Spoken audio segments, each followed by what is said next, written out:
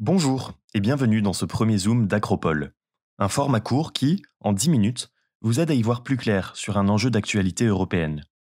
L'actualité, en ce début de mois de novembre, est au climat, avec l'ouverture de la COP26 à Glasgow, en Écosse. Quels sont les principaux enjeux de ce sommet? Quel rôle l'Union européenne joue-t-elle dans la lutte mondiale contre le réchauffement climatique?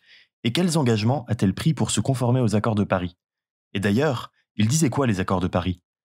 Pour ce premier zoom, Brune Soubera de Ganto et Yanis Kourad décryptent les enjeux qui entourent la diplomatie climatique européenne et nous aident à y voir plus clair.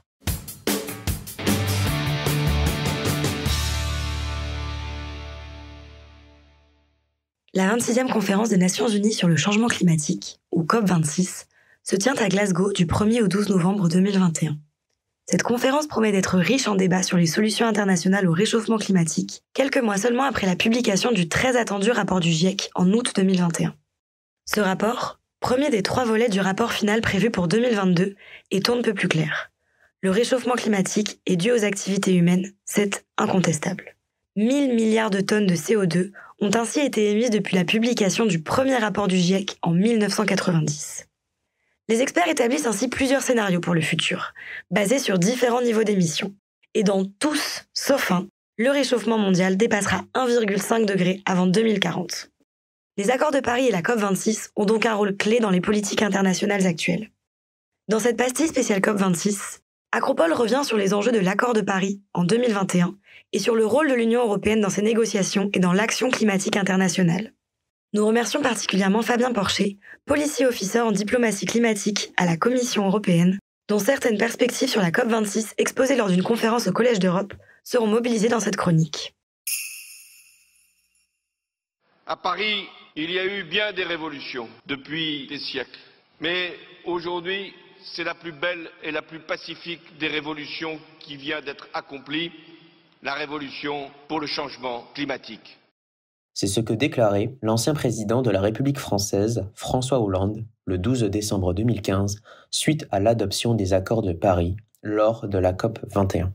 Si cet accord se distingue des précédents, c'est bien parce qu'il est le premier à réunir autant de pays sur la question de la gouvernance climatique mondiale.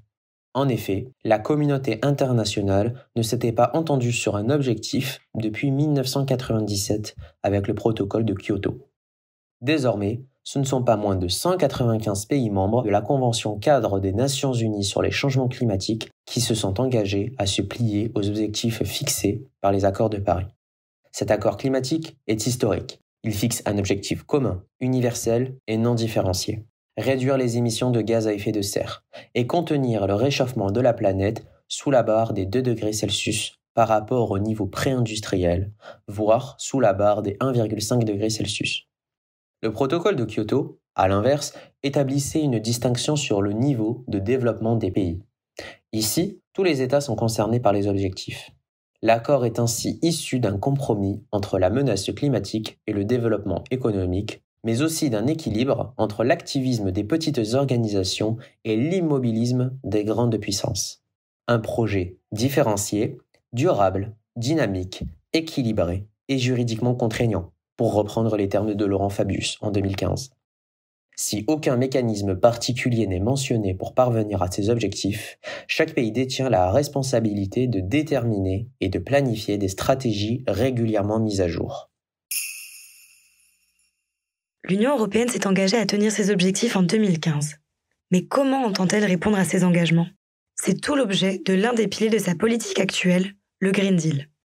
Lancé en 2019 par la Commission européenne sous la présidence d'Ursula von der Leyen, le Green Deal est l'un des projets phares de l'Union européenne et a pour objectif principal de faire de l'Europe le premier continent à neutralité carbone d'ici à 2050.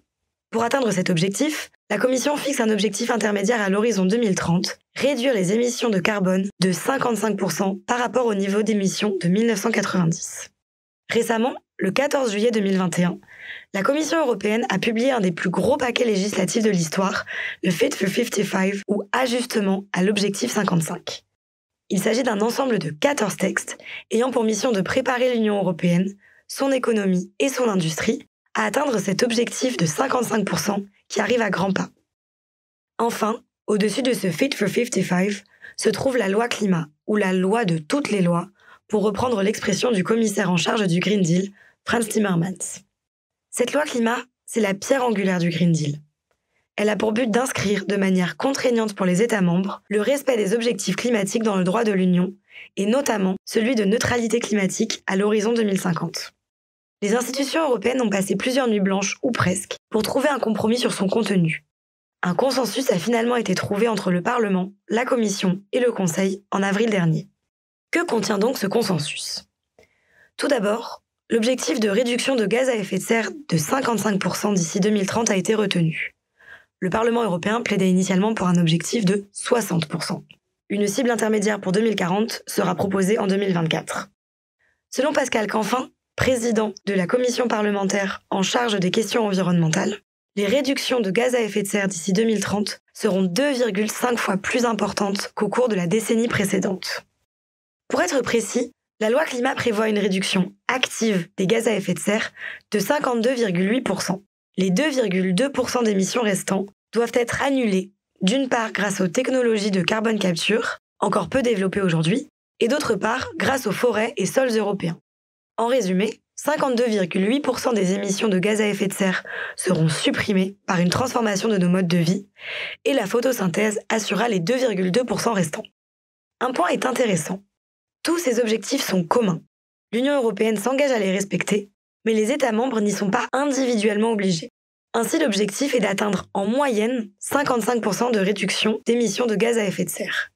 Mais cela peut signifier que, par exemple, la France peut faire un peu plus que 55%, et la Pologne, dont l'économie repose toujours en partie sur le charbon, un peu moins. Enfin, la loi prévoit la mise en place d'un Conseil européen scientifique sur le changement climatique qui réunira 15 experts de différents États membres. Ce compromis trouvé en avril a permis à l'Union européenne de se rendre au sommet climat de Joe Biden les 22 et 23 avril 2021 avec une feuille de route. Cette loi climat permet donc aux Européens de montrer leur unité et leur ambition concernant les accords de Paris.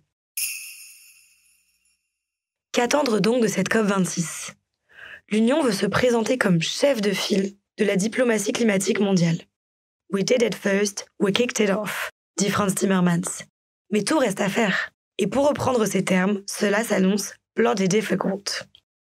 Pour Bruxelles, l'enjeu est de concilier le besoin d'un agenda climatique international avec la nécessité de ne pas couper les ponts avec les autres grandes puissances mondiales. Le Green Deal a une dimension externe, comme l'indique la Commission, et s'inscrit dans la diplomatie de l'Union aux côtés d'autres politiques, comme le commerce ou la sécurité et la défense. La COP26 promet donc d'être le moment de vérité en matière d'ambition climatique, selon le Royaume-Uni qui accueille le sommet. L'objectif de limiter le réchauffement climatique à 1,5 degré sera au cœur des débats et va demander beaucoup plus d'engagement de la part des plus gros émetteurs mondiaux. Concernant les accords de Paris et leur mise en œuvre, peu de questions restent en suspens. L'article 6 sur la transparence des marchés carbone risque cependant d'animer les débats. Pour faire simple, si une entreprise irlandaise finance un projet environnemental, mettons, au Sénégal, il semble logique que les résultats de ce projet en matière d'émissions carbone ne soient comptabilisés que dans un seul des deux pays. Des puissances comme l'Union européenne prônent ainsi des standards d'intégrité très hauts pour éviter ce double comptage ou double counting. Mais d'autres pays, qui sont plus enclins à recevoir ces projets et ces subventions, comme le Brésil, veulent des critères moins stricts.